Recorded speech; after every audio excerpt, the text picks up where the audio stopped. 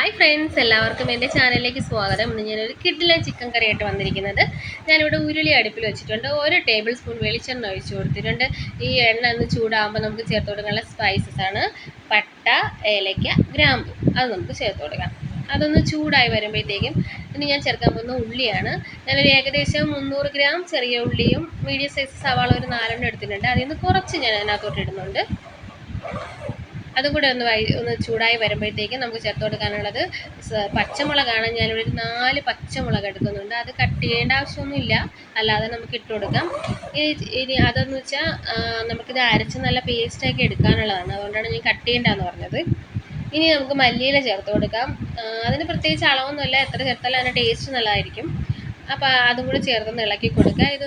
ഇത് തണുക്കാനായിട്ട് വെച്ചതിന് ശേഷം ഫ്ലെയിം ഓഫ് ചെയ്തിട്ട് തണുക്കാനായി വെച്ചതിന് ശേഷം കുറച്ച് വെള്ളം കൂടെ ഒഴിച്ച് നല്ല പേസ്റ്റായിട്ട് അരച്ചെടുക്കണം. അതേ സെയിം ഉരുളി തന്നെയാണ് ഞാൻ വെച്ചിരിക്കുന്നത്. നമുക്ക് 2 ടേബിൾ സ്പൂൺ വെളിച്ചെണ്ണ ഒഴിച്ച് കൊടുത്ത് കടുക് പൊട്ടിക്കാം.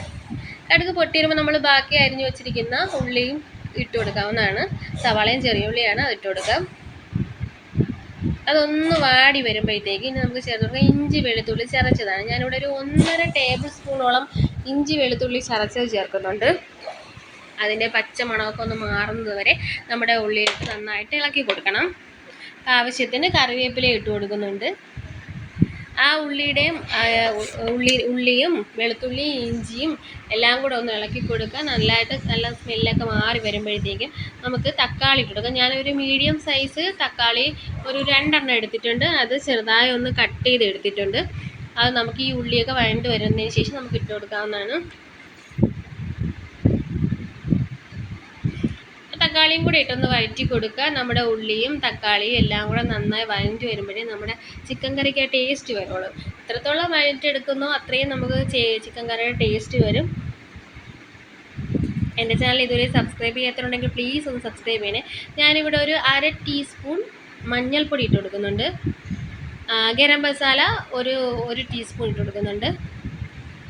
മല്ലിപ്പൊടി, മുളക് പൊടി 2 ടേബിൾ സ്പൂൺ മല്ലിപ്പൊടിയും 1.5 ടേബിൾ സ്പൂൺ മുളക് പൊടി ഇട്ട് കൊടുക്കുന്നുണ്ട്. 2 ടേബിൾ സ്പൂൺ മുളക് പൊടിയും 1.5 ടേബിൾ സ്പൂൺ മല്ലിപ്പൊടിയാണ്.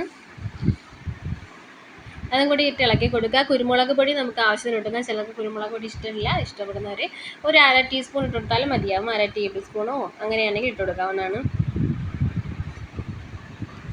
നന്നായിട്ട് ഇളക്കി കൊടുക്കാൻ നമ്മുടെ പൊടികളുടെയൊക്കെ പച്ചമണം ഒന്ന് മാറി വരണമല്ലോ. അത് നന്നായിട്ട് ഇളക്കി കൊടുത്തതിന് ശേഷം ഇനി നമുക്ക് ചേർത്ത് കൊടുക്കാനുള്ള നമ്മൾ നേരത്തെ അരച്ച് വെച്ചിരിക്കുന്ന അരപ്പുണ്ടല്ലോ, എന്താണ്ട് ഈ ഒരു കളറിലാണ് ഇരിക്കുന്നത്. അത് നമുക്ക് വെള്ളം ഒഴിച്ച് നമുക്ക് ചേർത്ത് കൊടുക്കാവുന്നതാണ്. ഇതാണ് നമ്മുടെ ഗ്രേവി എന്ന് പറയുന്നത്. ഇതാണ് നമ്മുടെ ചിക്കൻ കറിയുടെ ടേസ്റ്റിയുള്ള ഗ്രേവി എന്ന് പറയുന്നത്. നന്നായിട്ട് ഇളക്കി കൊടുക്കുക. നമുക്ക് ആവശ്യത്തിന് ഉപ്പും ചേർത്ത് കൊടുക്കാം. ഇതൊന്ന് ചൂടായി വരുമ്പോഴത്തേക്ക് വേണം നമുക്ക് ചിക്കൻ ഇട്ട് കൊടുക്കാനുള്ളത്.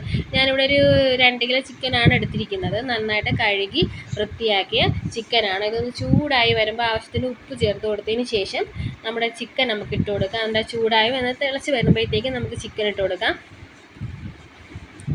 ആവശ്യത്തിന് വെള്ളം നമ്മൾ ആ ഗ്രേവിയിൽ ഒഴിച്ച് കൊടുത്തിട്ടുണ്ടെങ്കിൽ വെള്ളം ഒഴിക്കേണ്ട ആവശ്യമൊന്നുമില്ല. നന്നായിട്ട് ഇളക്കി കൊടുക്കുക. അടച്ച് വെച്ച് കുക്ക് ചെയ്യുക. നന്നായിട്ട് വെന്ത് വരുമ്പോഴത്തേക്ക് നമ്മുടെ ചിക്കൻ്റെ ഒരു ഇതെന്ന് പറയുന്നത് അവസാനം നമ്മുടെ ചിക്കൻ ഇങ്ങനെയാണ്. സൂപ്പർ ടേസ്റ്റാണ്. എല്ലാവരും ഒന്ന് ട്രൈ ചെയ്ത് നോക്കണം. താങ്ക്